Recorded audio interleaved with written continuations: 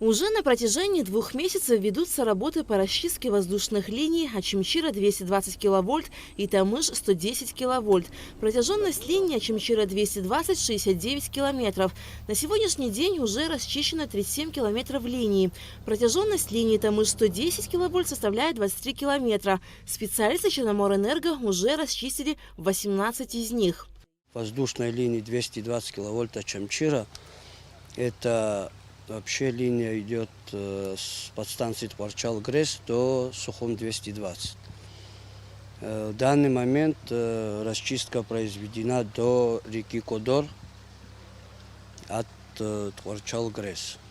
Там с подстанции Творчал-Грэс несколько километров линии в горной местности осталось, пока там надо ее чистить вручную, без техники.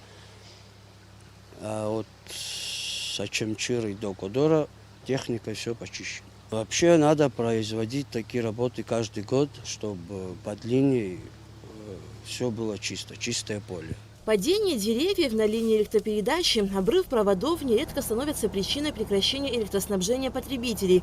Поэтому расчистка воздушных линий от древесно-кустарниковой растительности и вырубка опасных деревьев на прилегающих к электросетям территориях проводится регулярно.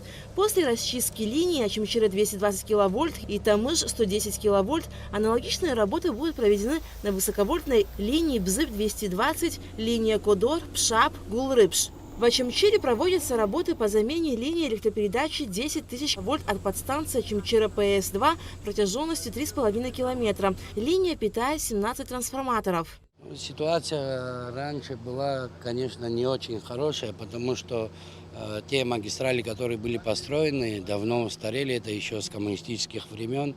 И население тихо-тихо начало увеличиваться, потребности увеличились, и те магистрали, которые были, они уже не выдерживали, в свою бытность жили, и в связи с этим возникла необходимость заменить, построить новую линию. Материал поэтапно мы получаем, часть работ проведены, но в планах продолжения работы в общем выходит около 3,5 километров, это новой линии. Также в скором времени в городе произведут полную замену трансформаторной подстанции. Старый трансформатор мощностью 400 киловатт заменят на новый. Кроме того, специалисты Черноморэнерго провели работы по расчистке и облагораживанию территории на подстанции Дзюбжа.